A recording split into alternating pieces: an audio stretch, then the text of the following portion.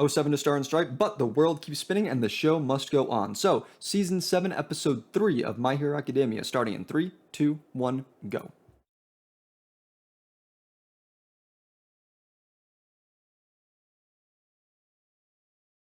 Well, she tried to make a visit to Japan. She didn't actually make it to the country. God, that was such a cool fight, too. It's just another reason to be disappointed that it ended the way it did. As epic as it kind of was, as cool as it was to watch, we don't get any more fights like that.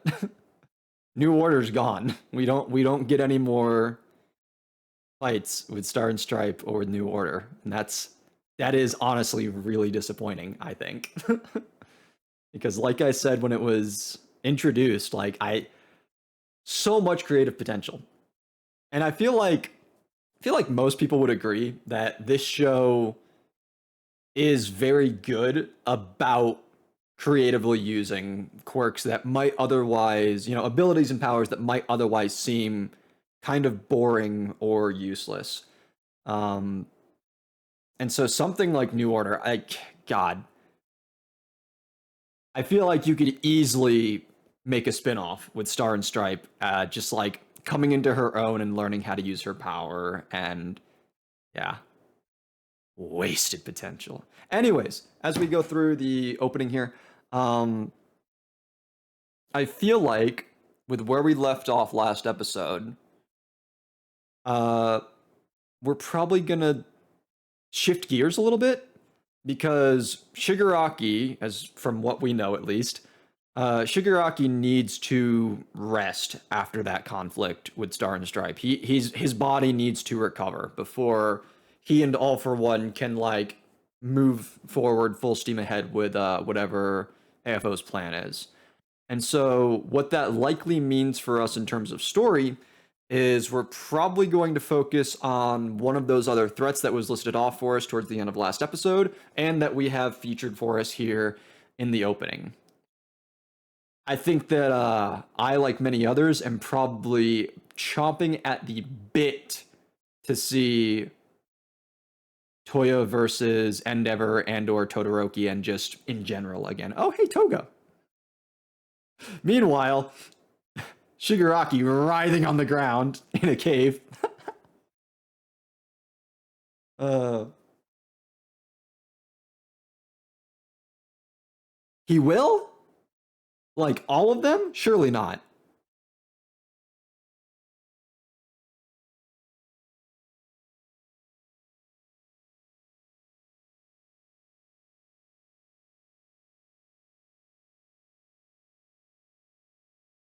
Yeah. Is that thing in his throat new? I feel like that's new. Bro, the whole chair is moving with him. Yeah, see, I knew he would take that as a win. The whole what is dude, you should not be alive. Oh, hey Toya.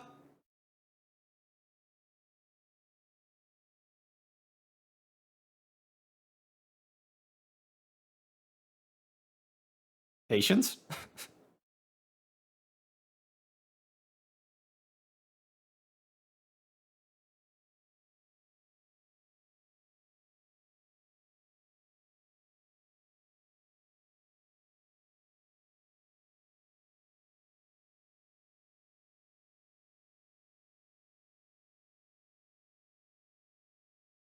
Okay, 300 IQ mastermind, settle down.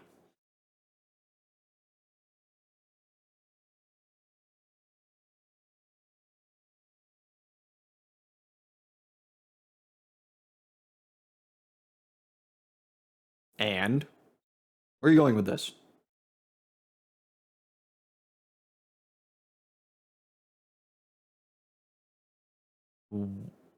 I don't know how I feel about the implication that was just offered. Uh Oh, this could be a very interesting episode. Everybody wail on Kirishima.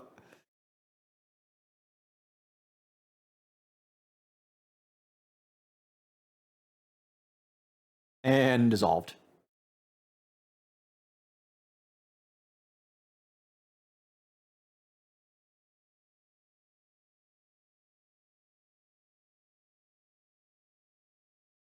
Okay, everyone's getting to showcase themselves slightly scaled up from when we've last seen them. Oh, boom!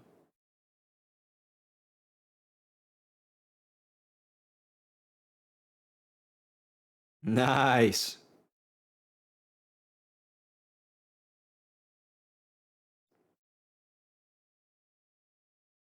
Sick. But is he okay? By the way.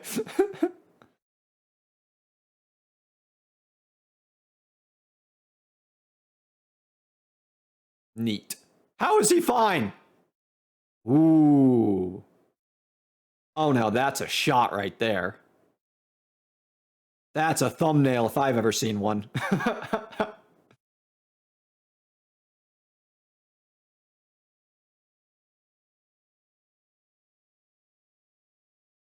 I love that they've gotten explicit with this idea of like bodies being ill suited to quirks. This is something that I'd seen discussed like years ago by manga readers, and it's cool to finally see it like be an explicit discussion in the canon. I don't know. I think it's interesting. Like this was obviously was a bigger thing last season with like Toya's reveal and like getting the history of the Todoroki family.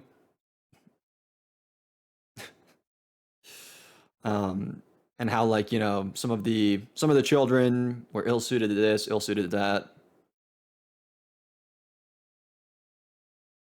It's just it's a neat concept, I think. And it's more subtle than just like Deku breaking his fucking body when he used his power at the beginning of the series.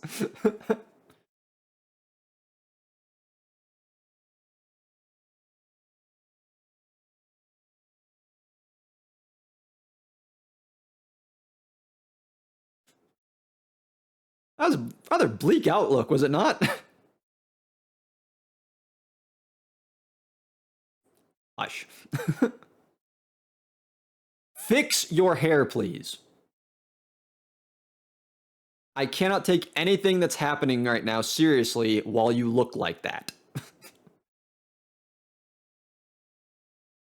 I'm sorry, but I don't think that most of you don't feel any more impressive than you did 2 or 3 seasons ago. I'm sorry.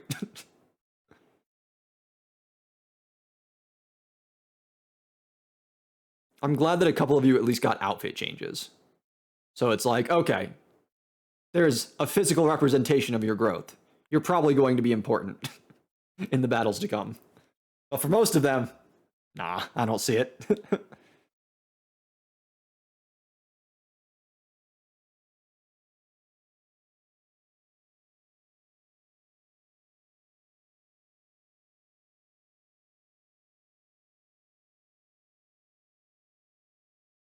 Uh-oh.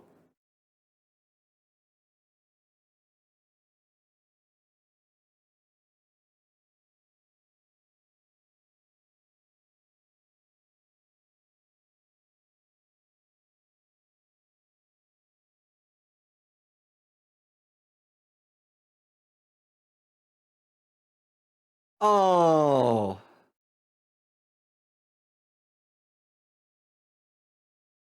Oh.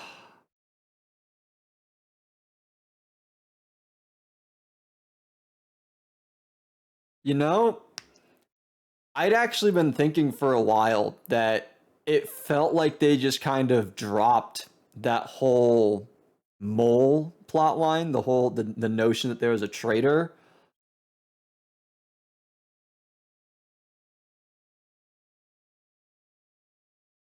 I wasn't expecting it to come back up like this. Oh. Him? I mean, I can see it. I can see it.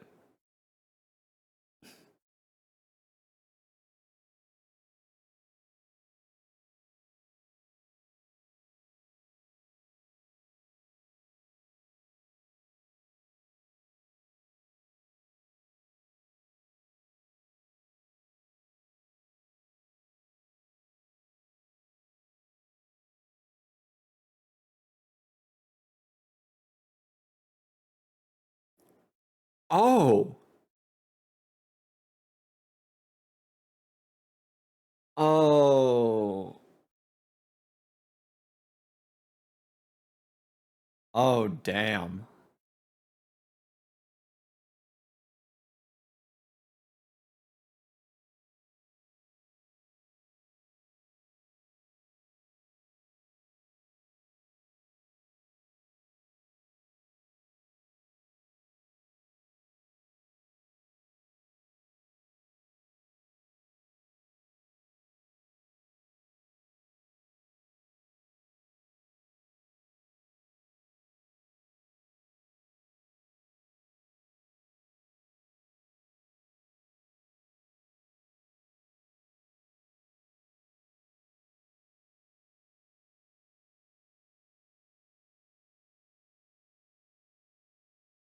This is rough to say the least.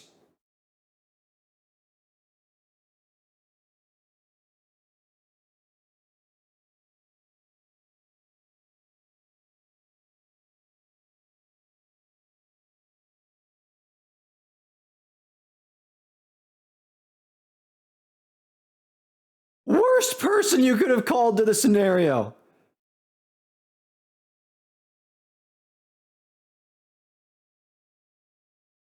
I noticed that.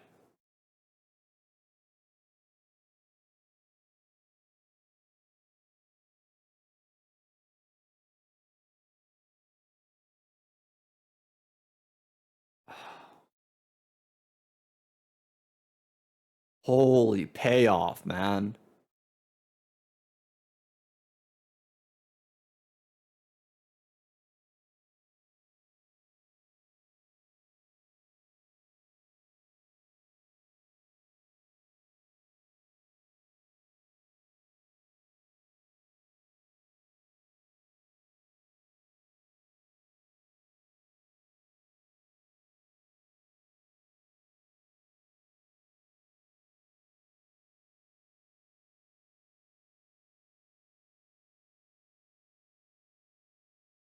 I ain't got much to say. I just need to see how this plays out.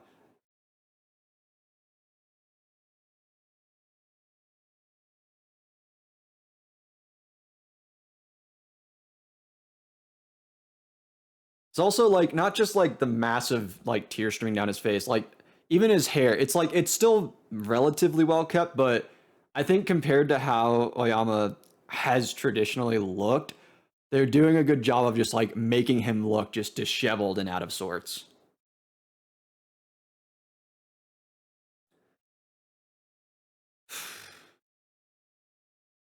You throw it away and get a new one.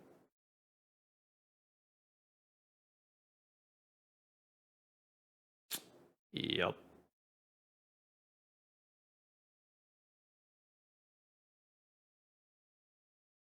God, he's such a good villain.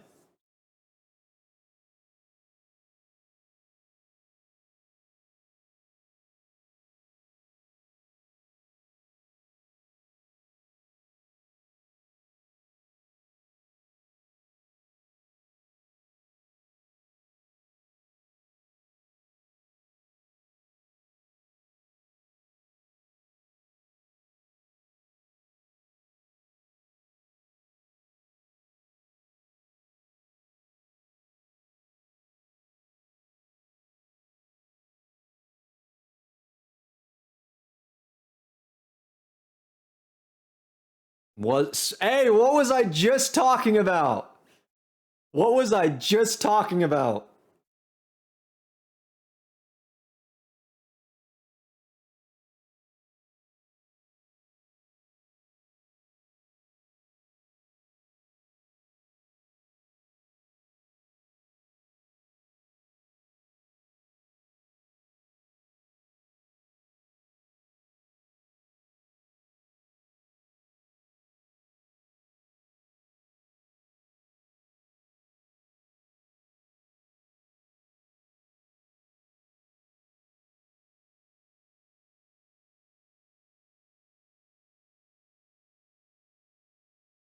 Oh no, not even now.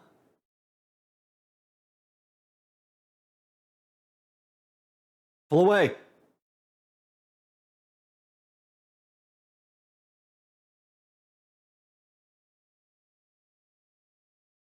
Dude, you know he's stronger than you.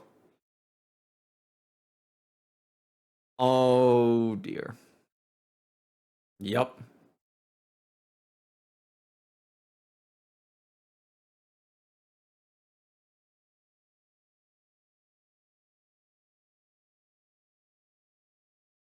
Oh my god, we get to see what she looks like?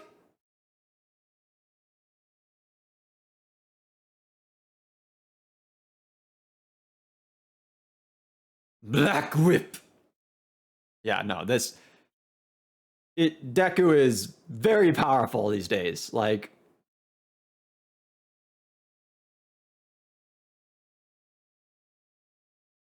you're not getting out of this. You're not getting away unless he wants to let you.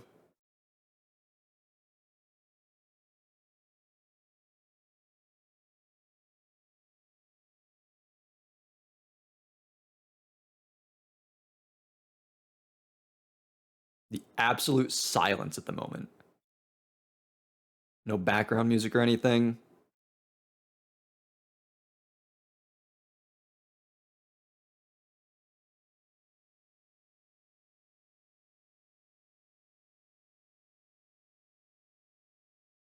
Really? You can't? Ooh.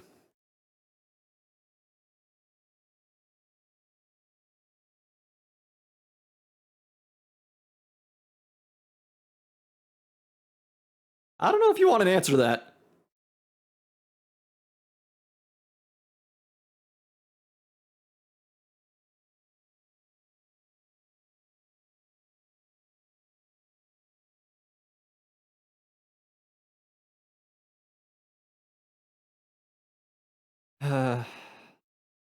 This is rough.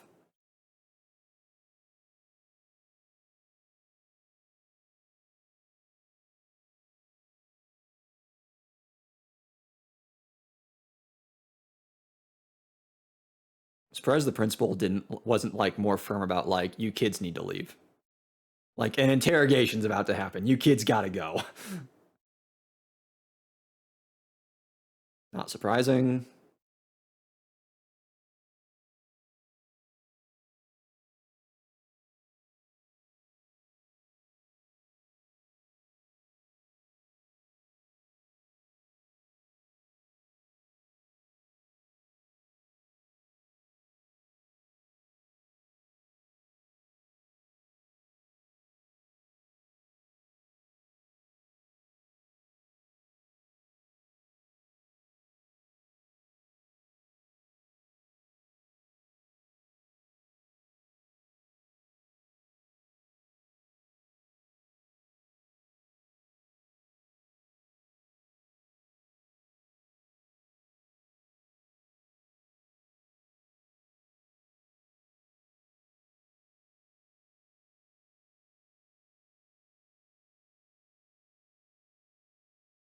This is really incredible, I think, considering that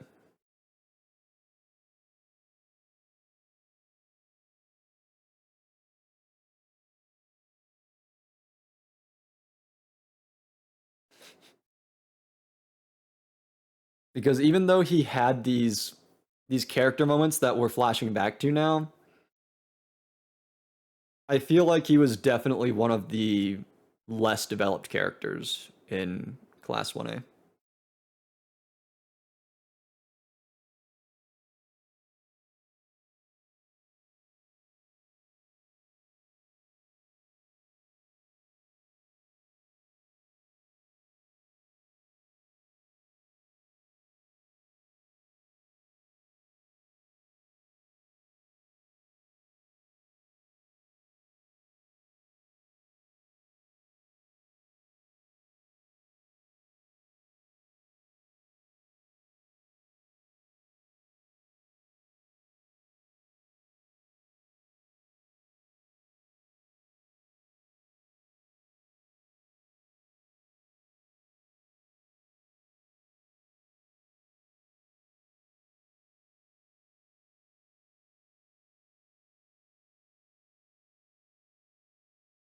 Yeah, they. Oh, wow.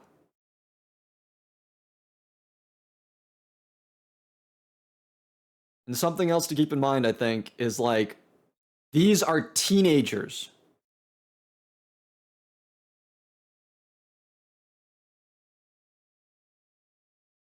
The way he's like so heavily bound here in this scene that even without putting into consider taking into consideration like all the emotional,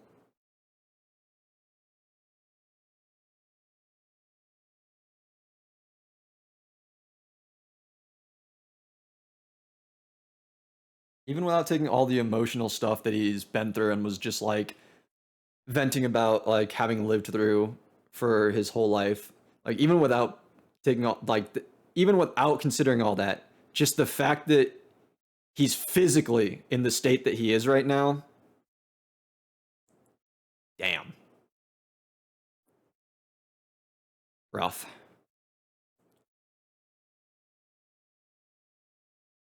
And this is a risky play that they are that they're entertaining. Okay. Wow, that was good. I feel like I probably wasn't super talkative for most of that episode, but like that was it was hard to talk through that. Like that was a lot to that was a lot to try to take in, I think. But yeah, so I think I finished the thought, but just in case I didn't finish that thought, no, yeah, I did finish it. But yeah, so just the fact that it was Aoyama, the one of the characters who like I don't think he was the least developed by any means because again we saw flashbacks with him as you know Deku was reaching out to him. Like I still feel like he wasn't like one of the most he wasn't one of the characters that we were getting the most attention paid to. So I think it was a good character to have that reveal for. I think that the home life scenario and situation that they use to explain it, I think makes perfect sense.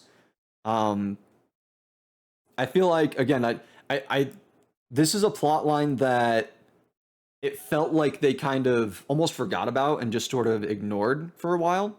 And I think that because of that, it could be very easy to like at the point when it was finally revealed that there was in fact a traitor and who it was, I think it would have been very easy for it to feel like not particularly impactful.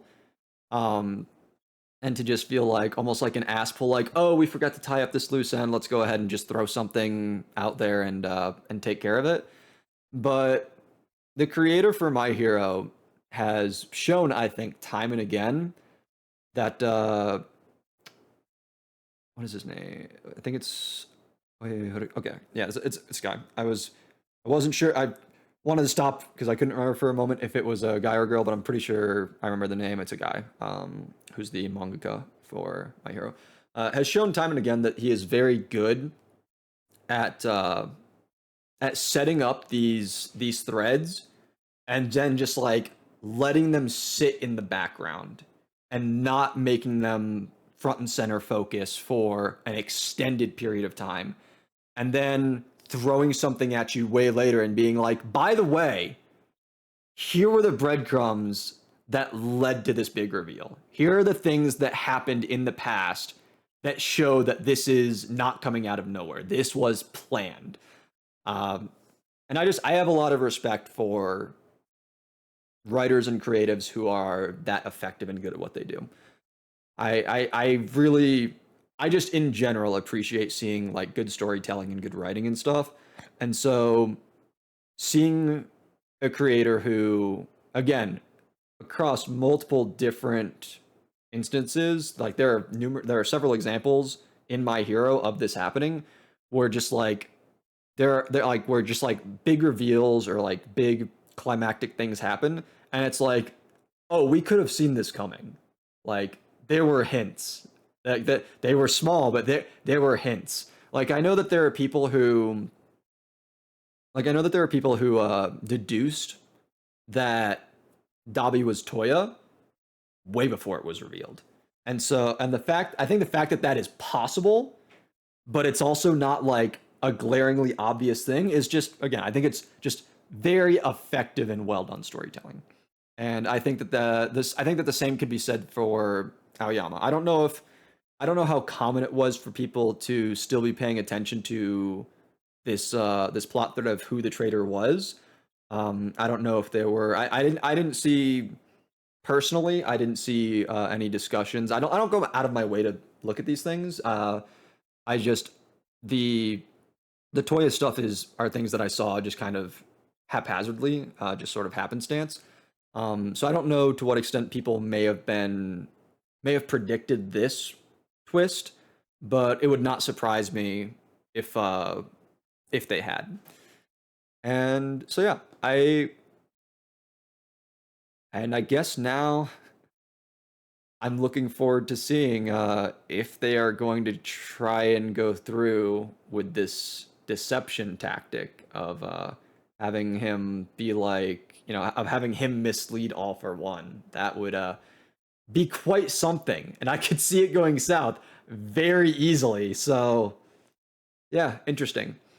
This is very much also like like I expected at the beginning of the episode. I thought we were going to shift gears and focus on something rather different, something new, and this was very much going in a different direction than where we'd been for the past two episodes. So yeah, uh, and now I think that there are similar to, because this episode was also relatively contained in what it brought to us, I feel. So I could see now us going forward into episode like 4 and 5.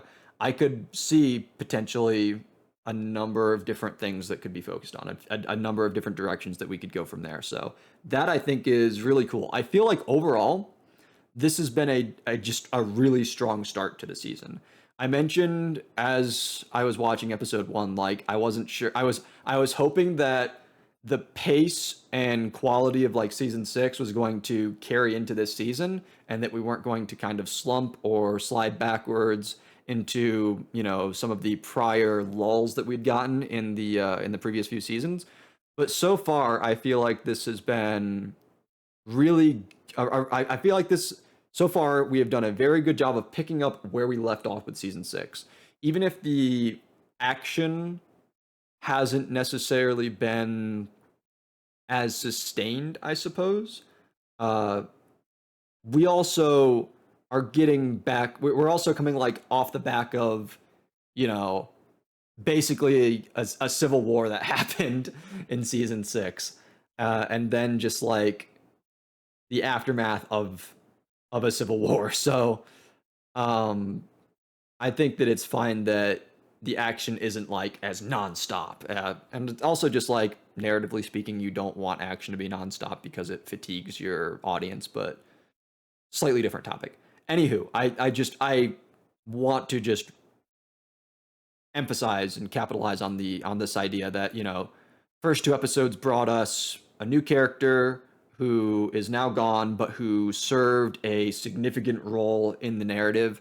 And now third episode hits us with a big reveal that could change the trajectory of how the story proceeds in the near future, while also being, again, like I said, being contained such that as we go forward from like past these first three episodes, we don't have to linger and not harbor harp on what happened in these initial three episodes. We have the ability to just kind of move on with other plot points, with other character focuses and such. So yeah, I feel like this has been a really strong start to the season, and I am looking forward to seeing more. So with that being said, that's going to be it for this episode. Look forward to seeing y'all in the next one. Remember to like, comment, subscribe, all that good stuff. Remember to check out other videos on the channel if you're so inclined to do so. And until I see you in the next one, take care. Bye-bye.